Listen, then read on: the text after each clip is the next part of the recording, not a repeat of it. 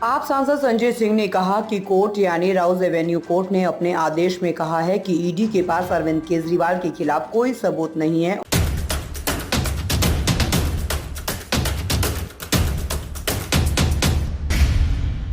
और वो दुर्भाग्यपूर्ण इरादे से काम कर रही है। ईडी के पास अरविंद केजरीवाल के खिलाफ कोई मनी ट्रेल नहीं है, कोई सबूत नहीं है, कोई पैसे की रिकवरी नहीं है और इसीलिए अरविंद केजरीवाल निर्दोष है। और इसी बीच ईडी के लोग बिना ऑर्डर की कॉपी लिए असंवैधानिक गैर कानूनी तरीके से हाईकोर्ट पहुंच गए और उस बेल पर स्टे ले आए। अरविंद केजरीवाल को केंद्र सरकार पीएम मोदी के निर्देश पर सीबीआई ने गिरफ्तार किया है। अब आ जाइए 4 जून को। 4 जून को सुप्रीम कोर्ट में सुनवाई होती है इस साल इसी महीने। अब 4 जून को सीबीआई ने माननीय सर्वोच्च न्यायालय के सामने कहा, किसी और अदालत के सामने नहीं, देश की सबसे बड़ी अदालत माननीय सर्वोच्च न्यायालय सुप्रीम कोर्ट के सामने कहा। जब सुप्रीम कोर्ट ने कहा भाई कब तक आप जांच चलाएंगे, 2 साल हो गया, 2 साल हो गया, कब तक आपकी जांच चलती रहेगी?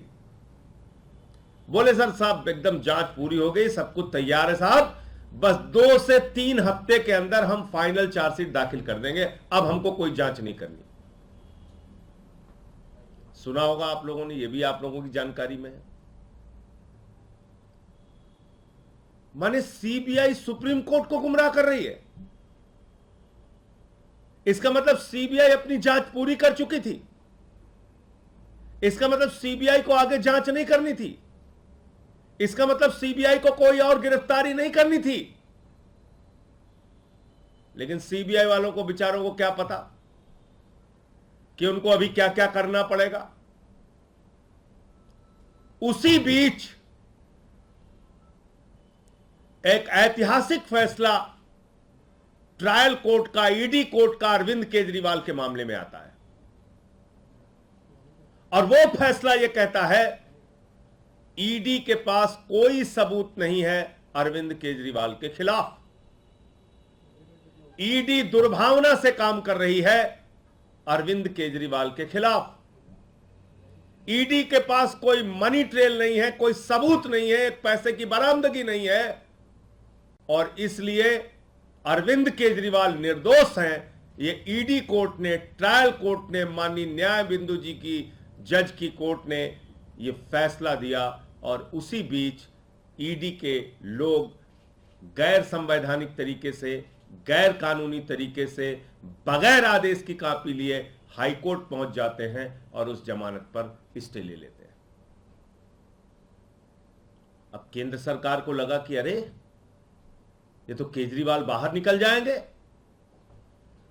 जिस सीबीआई ने कहा जांच पूरी हो गई है, 2 से 3 हफ्ते में फाइनल चार्जशीट दाखिल हो जाएगी, उसको केंद्र सरकार ने कहा, बीजेपी की सरकार ने कहा, मोदी की सरकार ने कहा जाओ तुरंत अरविंद केजरीवाल पे नया मुकदमा लिखो और उनको गिरफ्तार करो। जांच एजेंसियों का कितना खुला दुरुपयोग हो रहा है, इससे बड़ा कोई उदाहरण नहीं मिल सकता। तुरंत पहुंच गई सीबीआई जेल, 3 घंटे तक वहां पूछताछ किया, दूसरे दिन कोर्ट में हाजिर करा लिया,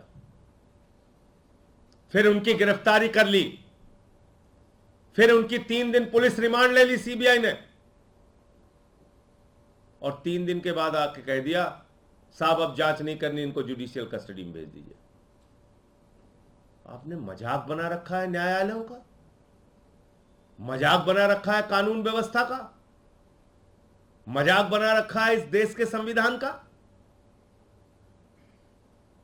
एक मुख्यमंत्री जिसको आपने 2 साल तक गिरफ्तार नहीं किया, कोई सबूत नहीं थे आपके पास, लाखों पन्ने आपने छिपा के रखे हुए हैं ईडी सीबीआई ने, और अचानक आपको लगा कि अरे ये तो बाहर निकल जाएंगे, सुप्रीम कोर्ट से भी ट्रायल कोर्ट की जमानत पर मुहर लग जाएगी, उससे पहले आपने फर्जी मुकदमा लिखा, उनको गिरफ्तार कर लिया। किसके इशारे पे? मेरा सीधा आरोप है केंद्र सरकार के इशारे पे, भारतीय जनता पार्टी के इशारे पे, प्रधानमंत्री नरेंद्र मोदी के इशारे पे। आपने एक लाखों पन्ने की तो चार्जशीट दाखिल कर रखी है अलग अलग मामलों में, लाखों पन्ने आपने छिपा रखे हैं, आपकी जांच अंतहीन तरीके से चल रही है, मुकदमे पे मुकदमा लिखे जा रहे हो। तो कल कह दिया साहब जुडिशियल कस्टडी में भेज दीजिए। तो दो बातें साफ हो गई। नंबर एक, मनीष सिसोदिया के मामले में कोई सबूत नहीं है ईडी और सीबीआई के पास, सिर्फ उनकी जमानत को रोकने के लिए भारत के सर्वोच्च न्यायालय में खुलेआम ईडी और सीबीआई के द्वारा झूठ बोला गया। यह माननीय सर्वोच्च न्यायालय की अवमानना है।